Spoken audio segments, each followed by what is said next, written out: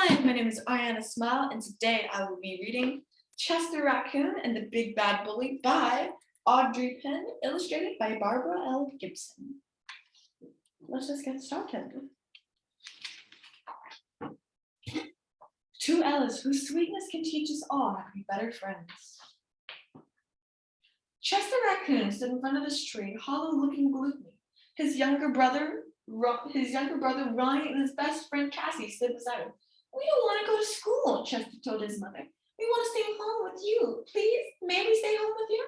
"I thought you liked school," said Mrs. Raccoon. "We do," said Chester. "Then why do you want to stay home with me?"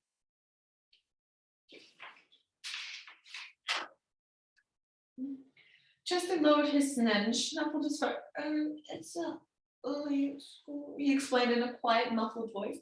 Mrs. Raccoon reached out and tentatively lifted Chester's hand with her hand. "What did you say?"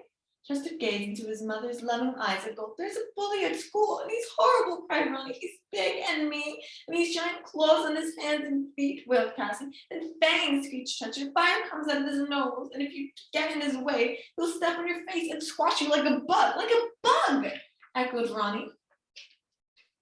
"Oh my, he sounds very scary," said Mrs. Raccoon. "Bullies can be very difficult. I'll tell you what," she said. She told the frightened cubs. "I'll walk you to school and back, and then we can decide what to do about this bully." When the raccoons reached the school tree, Chester tugged on his mother's arm. "That's him, that's the bully." He pointed a trembling finger at a badger standing by the pond. "Isn't he awful? Isn't he the most scary looking bully you've ever seen?" "Oh my, yes," whispered Mrs. Raccoon. "But I'm sure we can work things out." Before leaving, she gently fluffed Chester's mask and playfully tweaked Ronnie's nose. "Be brave," she told the cubs, gave each of her sons a comforting kiss on her foreheads. After school, Chester, Ronnie, and Cassie told Mrs. Raccoon how the badger bullied his classmates at recess. First, he snatched a ball away from the squirrel and popped it. Then he climbed atop the jungle gym and squashed the opossum's fingers until the opossum fell to the ground. Then he spooked a doe who bumped into the skunk, who got so scared that he sprayed and stunk. Even the owl teacher couldn't get him to behave. "Sometimes animals are bullies because they don't know any other way to be," explained Miss Raccoon. "But I think there's a way you can change things. Go get your friends and bring them to our tree. I want to share a story." A few minutes later, a crowd of eager young forest animals stood at the base of Chester's treehouse, and Mrs. Raccoon began a tale. "Once, a long time ago, there was a secret forest sprinkled in yellow stones. The stones were round and polished, big and little, and smooth enough to hold. Every animal in the forest collected and treasured them. One day, an animal found a blue stone. It was very exciting, since no animal has ever seen a blue stone. But the blue stone was rough and dull, without any polish or shine. It had sharp, prickly points sticking out of it, making it very hard to hold. "Careful not to hurt your paws," the animal cried. The stone to the center of the forest and placed it atop the tree stump, where everyone could see it.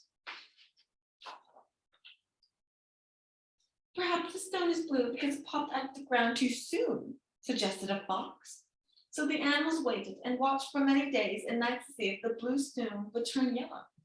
But the stone remained blue, and its outer shell remained sharp and pointy. "I believe the stone is blue because the color is meant to be," said a very wise snake. "Therefore, we shall treasure the blue stone for the color it is. But if we want to hold the stone as we do our yellow stone, we'll have to work together to smooth its outer shell."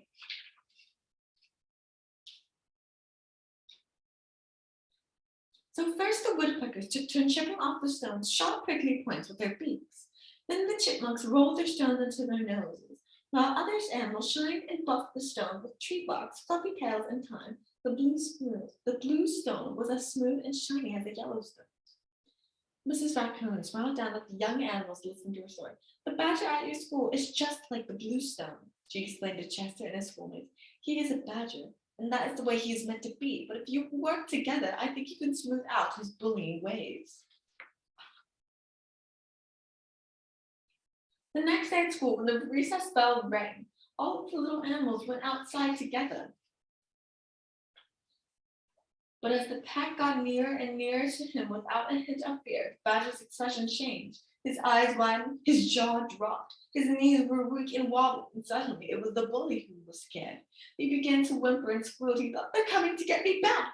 But there was nowhere to run. He just stood there with his back up against his tree, and his schoolmates drew closer and closer and closer. Finally, Chester was nose to nose with the trembling Badger. He narrowed his eyes and looked as serious as his little furry face would allow. Then, without hesitation, he held up the ball, looked straight into the bully's eyes, and asked, "Want to play?" "Huh?"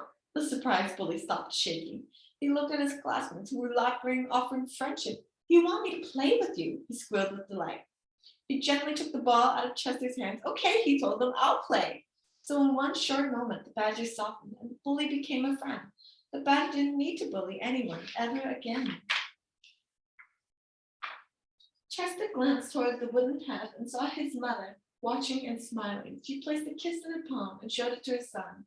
Chester did the same and then joined in the fun. What a valuable lesson we learned from Chester and his friends. Thank you for reading the story with me, and I hope to see you next time. Until then, goodbye, my lovelies.